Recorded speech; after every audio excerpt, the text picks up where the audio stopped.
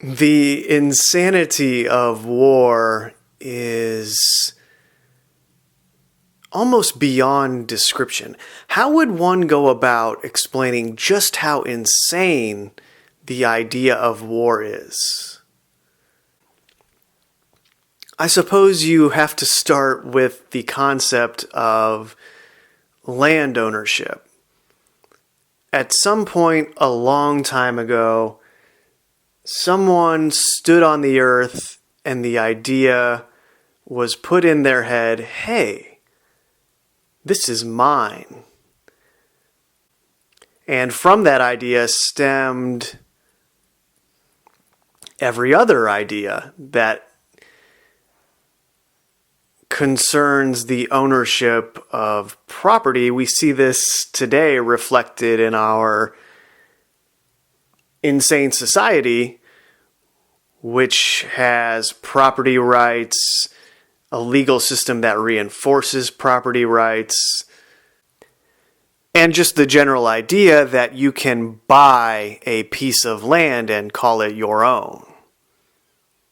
Imagine the audacity of such an idea being presented to someone living on the earth 5,000 years ago. If you walked up to them and said, hey, I'll sell you this piece of land and then it'll be yours. What? This land is no one's to claim. Did you create it? If you did not create it, then surely you are not entitled to lay claim to it. A simple concept that escapes our mind in contemporary society. So anyway, as an extension of this idea of property ownership, at some point, the thought was then created along the lines of, well, if I can own this piece of land, what's stopping me from putting a bunch of these little pieces of land together and calling it a nation, a country?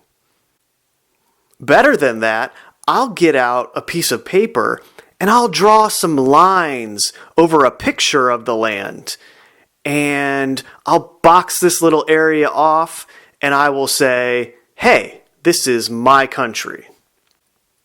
I have claimed ownership of this piece of land, and you will be subject to various forms of punishment or retaliation if you cross the lines that I have drawn in any way and do something that I do not approve of.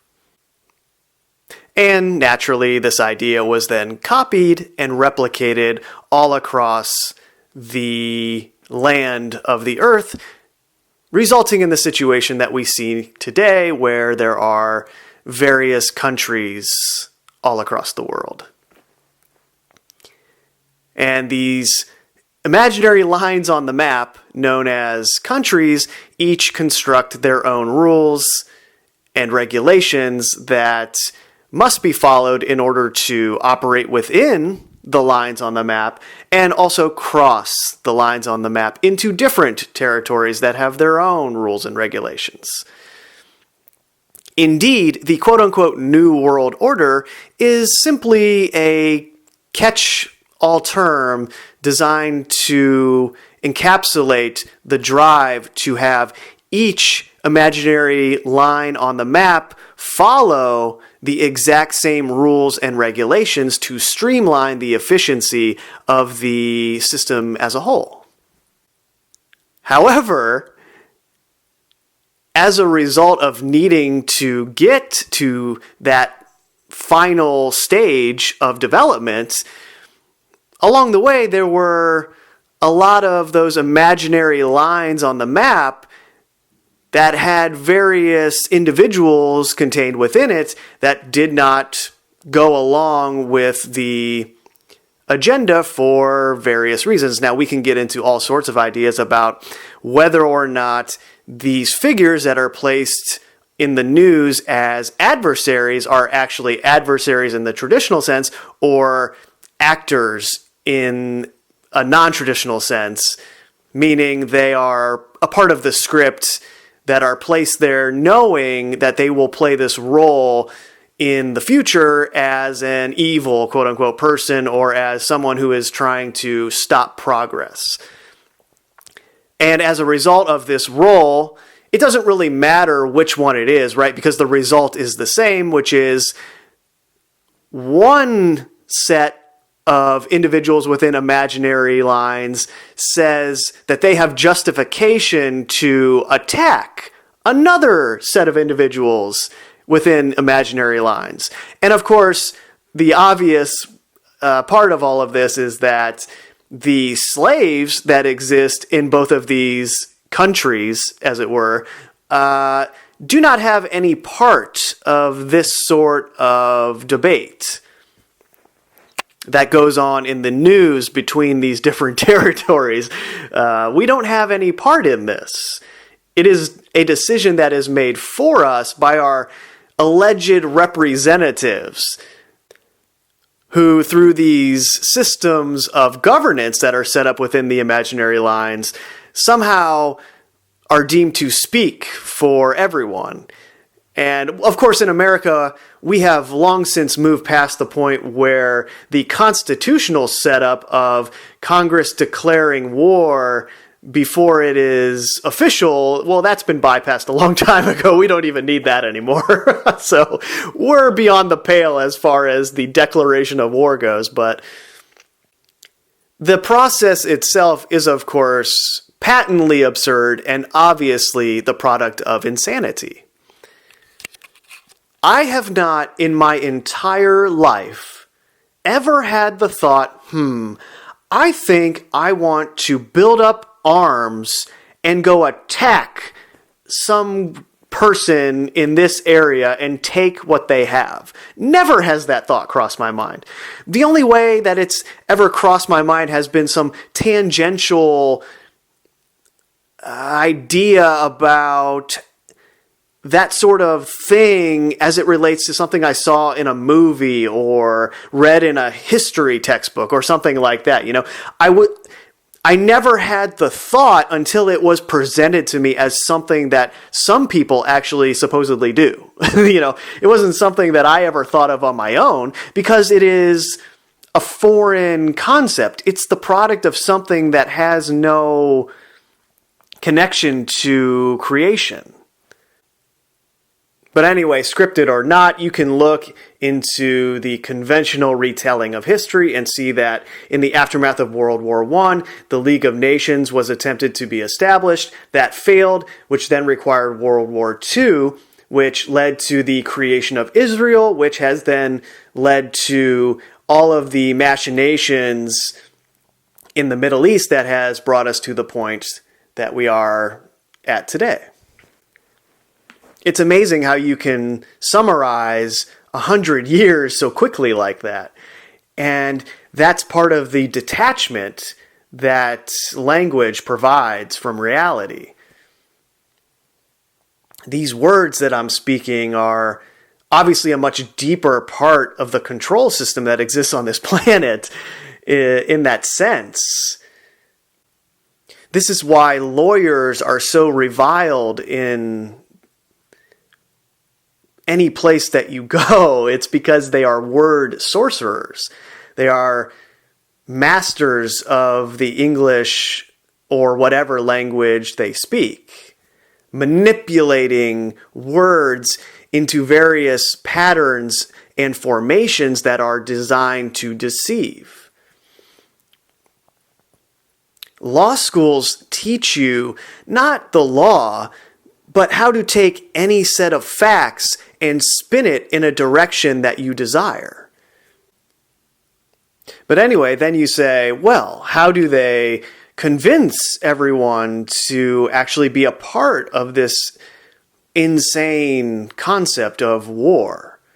This insane idea of actually murdering another human being to take what is theirs. And I know there's going to be that part of the mind that has been programmed, and I have it too, that will be listening to this and will be thinking things while I say that, like,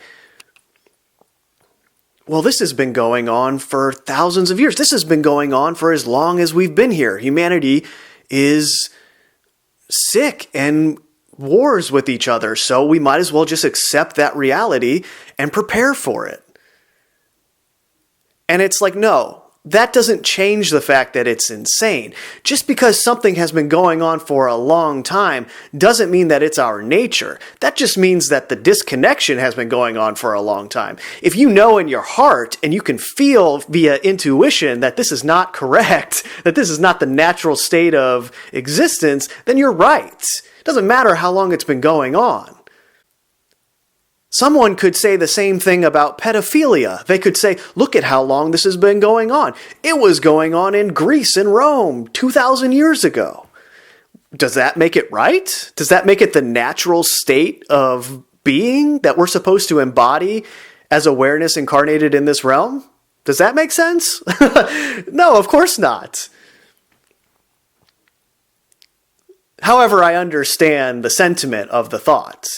I understand how that thought, how that base idea can be turned into, well, let's protect our borders. Or at least how they take that sentiment and turn it into, well, let's protect our borders, which is exemplified through the well-known military-industrial complex. Well, if you take a step back and you look at how the system is constructed, it's easy to see how they perpetuate the war machine and use us as a part of it. Willingly, we agree to it. Except in limited circumstances where there's an actual draft. But again, then that ties in a whole other aspect of it, which is this idea of patriotism. Think about how wild the concept of patriotism is. They've actually convinced you to swear your allegiance to imaginary lines on a map that were just slapped on a piece of paper claiming ownership of the very land that you can go out and stand on, that no one that stands on it has the ability to create. They didn't create that. You didn't create it. How can you claim ownership over it? You see?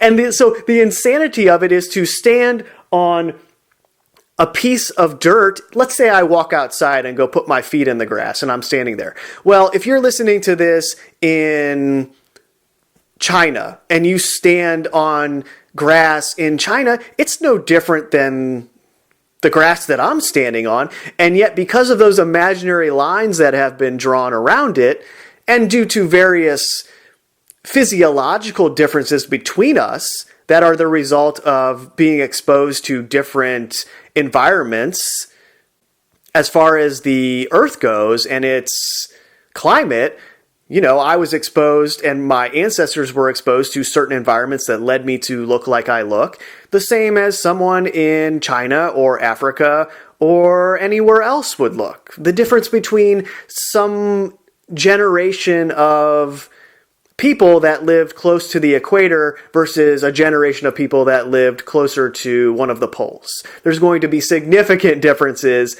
biologically in the evolution of those generations just from being exposed to different elements over those generations, right? It's simple. But fundamentally, you know, taking various differences in the surface of the earth aside that can exist from place to place, fundamentally, it's the same land that me and that person are both standing on. There's no discernible difference between it on the highest level. And yet, different ownership rights have been created and then placed into the paper system as evidence of that ownership. When really someone could just take strike a match and light those papers on fire, and then guess what? No more ownership of that land, because it only exists via paper, you see. But that's the whole rub of the situation, is that those paper ownership rights are then protected by the larger war machine. And you can see that extended to how the subsidiary of the military, which is the police, operate. The police are not there for your protection, okay? Regardless of the fact that there are normal, quote unquote, people like you that become police officers, They don't know the larger structure of it and what they are there to do. And the best way to see this is through protests. Now, the majority of the promoted protests are, of course, funded and organized by the very system itself. But let's assume that there was an organic grassroots protest at some point. Well, who is it that comes to stop the protest from going any further than just people venting some anger and frustration and releasing some energy? It's the police that come to protect the buildings that are a very function of ownership rights of property that then are a very function of the paper system of those ownership rights that supposedly created them in the first place. So the police protect the system in that way. That's their fundamental design. Sure, as a function of the larger system, they're sort of the babysitters for the slaves, right? Well, the slaves are going to have problems due to the system that we create, so we'll give them this entity that will enable them to have the illusion of protection. We'll give them this number that they can call, and then the police will come and protect them. So sure, they serve that function on a daily basis, but ultimately, their primary purpose is to protect the system itself from us. You see, that's their primary design. And so it's no accident that as we become more aware, as the quote-unquote information age progresses, it's no accident that the police are being trained to be more militarized. I mean, you can see this in the media when anything happens and the police are involved. You look at some of these police officers and they look like tactical military personnel. The way that their gear is set up now and the guns that they carry, they look like they're about to invade in an infantry. They're not police officers anymore. And that's kind of a larger function of where we're headed and why they would be strategizing to have the police function in that way. Meaning this system, the basis of it is artificial scarcity. Making things artificially scarce to the point where there's going to be those who are not able to acquire the basics, which then creates a quote-unquote lower class. And that lower class is then presented with a choice. They can continue to stay where they are in poverty and struggle to maintain their existence in the way that they view everyone around them maintaining their existence. Oftentimes, this would result in quote-unquote criminal activity, where they have to steal from another part of themselves to sustain their existence. Or imagine you are 18 years old and you're in that situation and a military recruiter comes to your school. Or you walk into one of the recruitment offices in your town and that person says to you, well, hey, look at this. You can join the military. All you got to do is commit 4 years of your life to it, and then we'll pay for college. Yeah, you can go to college for free. And someone who comes from nothing looks at that choice and says, well, if my choice is a life of just continuing what I'm doing here and living in abject poverty, or joining the military and having a chance to get out of here without ending up in jail, I mean, I guess that's not much of a choice at all, is it? So that's one major stream of the military apparatus, is using the system of artificial scarcity to produce a base of individuals that will be amenable to the talking points of the military itself, which then leads them to join it. And then from that, the military has a pool of individuals to draw from to create the numbers that it needs to perpetuate the agenda. And obviously, every imaginary lined territory on the planet follows the same template. Each of these quote-unquote countries has their own military. And that's one stream. And then, like I said, another stream is the patriotism stream, where you can get individuals from all walks of life who have this allegiance to this imaginary concept known as the country, to get it in their head that, hey, I think this is a good idea. I'm going to go protect my country. Now, obviously, in their mind, they have the idea there that, well, I'm going to protect my family and these real people that I know who just so happen to be in my country. But there's a very real part of all of that thought process that is the indoctrination of the flag worship. And what do we all do when we're 4 years old? Well, we're in a classroom saying, I pledge allegiance to the flag of the United States of America, or whatever country you live in listening to this. It's the same for you. Fundamentally, this is pure insanity in action. Pledging your allegiance to this fabric that's flying in the wind that is nothing more than an egregore representing a thought form, representing imaginary lines that were slapped down on a piece of paper. Do you see how crazy this is? It's fucking crazy. When you walk outside, like I said, and you put your feet in the grass or the dirt, you have no allegiance to these things. All of that just melts away. And the insanity is so severe that there will be people out there who will listen to this, and they will want to take what I'm saying and use it to say that the Republicans are the problem. You see, because in this concocted, scripted political story, it's the right that are responsible for war, and the left is anti-war. Of course, the reality of the situation is that they all are participating in it. Doesn't matter what label's next to their name, but that's how they provide the contrived talking points to the slaves to get them to argue with each other so that they never step back and say, oh, wait a second, they're all promoting this idea of war and they're not going to ever stop this, are they? Maybe we shouldn't be fighting with each other if that's the case, huh? Right? This idea of murdering another person due to their circumstance of birth is so crazy. I can't even begin to describe how crazy it is. I don't even know what to say. What more can you say other than the concept itself, right? Just the very words that came out of my mouth and the meaning that you extracted from them should say it all, right? This whole thing is just, oh, it's wild.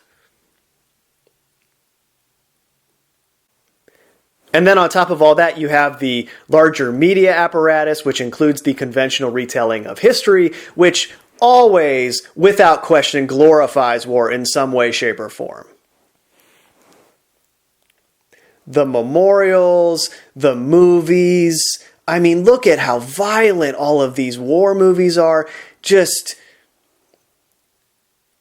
depicting the killing of another being like it's no big deal. Like it was all just a necessary evil. Well, this is just the nature of war. It's the way we've always been. And then, of course, as a part of those war depictions, there is always the heroic story. There's the story of valor that is placed within that necessary evil, which then perpetuates a lot of the sentiment that is put out there regarding soldiers, right? Look at how soldiers are revered in America, especially. I don't know how it is around the rest of the world, but in America, it is the support our troops sentiment. And sure, you know, on a fundamental, basic level, yeah, you went over to another country and could have been killed, and you should be respected for that, but it shouldn't be this thing like it's sold where it's this incredibly magnanimous act that is beyond question, beyond reproach, right? No, it should be this thing where children are not indoctrinated to believe that this is normal so that they would en masse reject the idea of going to war in the first place. But like these things tend to go, it's all a matter of context. So in the context that we are in now, where the majority of people believe that this is a natural state of our existence, well then sure, soldiers are going to be treated that way. And I'm not making any declarations here, one way or the other, but you should find it interesting that in all of the news stories about shootings that allegedly take place, it follows a similar formula to the war movie narrative, to the war story narrative in general. There is always the hero of the story. Pay attention to that, how there is always a hero. But anyway, war is the most insane thing that I can possibly imagine. There's some crazy stuff going on, and especially on levels that exist outside of this dimension that we consciously perceive with our senses. But as far as what we can perceive with our senses, war is pretty much the craziest thing going on right now. In every way that you can possibly spin it, it's totally and utterly insane. And obviously you could go on for hours and hours and hours and break it down step by step and go into way more detail than I went into here, but this was just kind of me venting some energy out there along the lines of, really? Are we really going to sit around and watch this happen again? Are we going to give our energy to what is being portrayed to us on the television screen and in the news, on the computer screens, when that energy is being given to a concept so absurd it defies belief that it even exists in the first place? Like I said, everything is relative to context. So please understand the context that I'm about to say what I'm about to say. It's from the largest perspective. Viewing this from the highest perspective, there is no reason to ever murder another person. Ever. Why would I ever want to do that? The only way I would ever want to do that is if I travel down the scales into the current experience of this reality, and someone, as a result of the circumstances here, did something so unimaginable that my only response was, well, I have to kill that person. Or alternatively, well, that person got what they deserved. I didn't do it, but I'm glad it happened. If you take a step back from everything that you're experiencing in this insane world, you will see the true insanity of war and murdering another person or group of people for any reason whatsoever. Let alone the fact that they just so happened to be standing in imaginary lines that exist only on a piece of paper that anyone could take a match to and burn away tomorrow.